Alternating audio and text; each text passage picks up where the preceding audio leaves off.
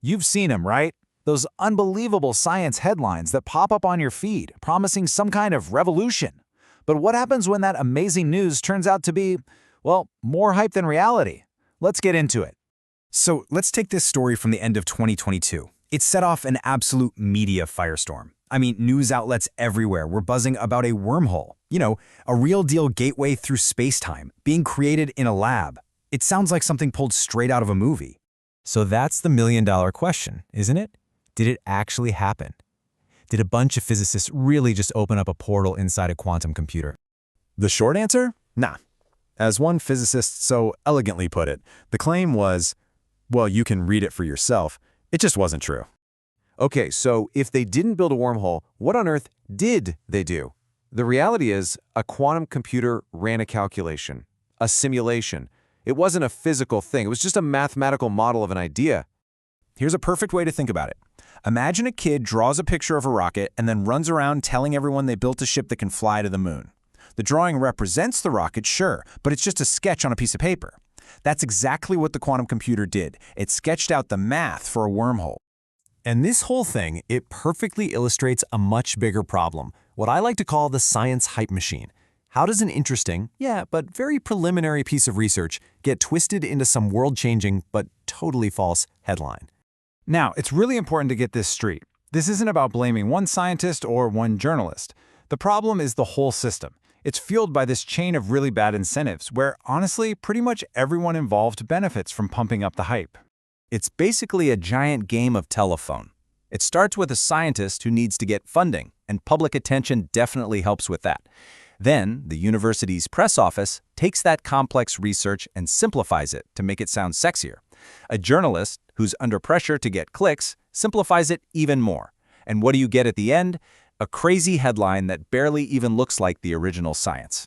And look, this wormhole story wasn't some kind of fluke. This is a pattern. It has happened over and over again. Remember back in 2014, the headlines were screaming that scientists found the smoking gun evidence for the Big Bang. People were calling it one of the biggest discoveries ever. But, oops, more analysis showed that the signal they found was probably just caused by cosmic dust floating around in our own galaxy. Or how about something more recent, the whole LK99 thing, the supposed room temperature superconductor? Man, if that were real, it would have changed everything. But even before other labs failed to replicate it, you could see red flags everywhere. Weird-looking graphs, videos that just didn't show what they claimed to show. And my personal favorite, the time scientists thought they'd clocked neutrinos moving faster than the speed of light. I mean, that would have completely broken Einstein's laws of physics. And the cause of this revolutionary discovery? A loose fiber optic cable. Seriously, a simple hardware glitch almost rewrote physics.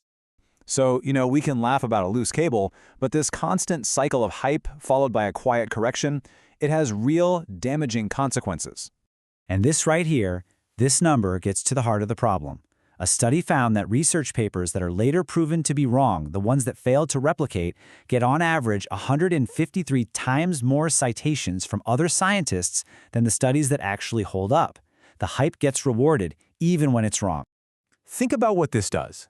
This endless churn of breakthroughs that turn out to be bunk just erodes public trust. It makes it look like science is constantly in crisis, when it's not. And when people see huge discoveries get walked back, it can make them start to doubt the stuff that's actually solid, well-established science. But the biggest problem? The correction never gets the same airtime as the original crazy claim. It really just boils down to that classic saying, which is more true today than ever. In the age of social media, the hype gets a massive, massive head start. Okay, so what's the solution? Well, a big part of it is that we have to become smarter consumers of science news. So let's build ourselves a little toolkit to help spot the hype before we fall for it. First, and this is so critical, you have to understand the difference between established science and pure speculation. Established knowledge, like, say, the theory of gravity, has been tested to death from every possible angle. Speculation, like that wormhole simulation, is a fascinating idea out on the very edge of research, but it's unproven. The media just loves to blur that line. If you only remember one thing, make it this. This is the #1 rule of thumb. If you see an extraordinary claim, something that would change everything we know, and it has not been confirmed by other independent scientists, it is almost certainly wrong. So here it is, your personal hype detection kit. The next time you see a big science story, just run down this checklist in your head. Is this based on just one new study? Is the claim totally revolutionary? And the most important one, has anyone else replicated it? And, if the headline just sounds way too good to be true, it probably is. Now, despite all this noise and hype, it is so important to remember that science is still the best tool we've ever invented for figuring out how the world works. The process itself is designed to be self-correcting.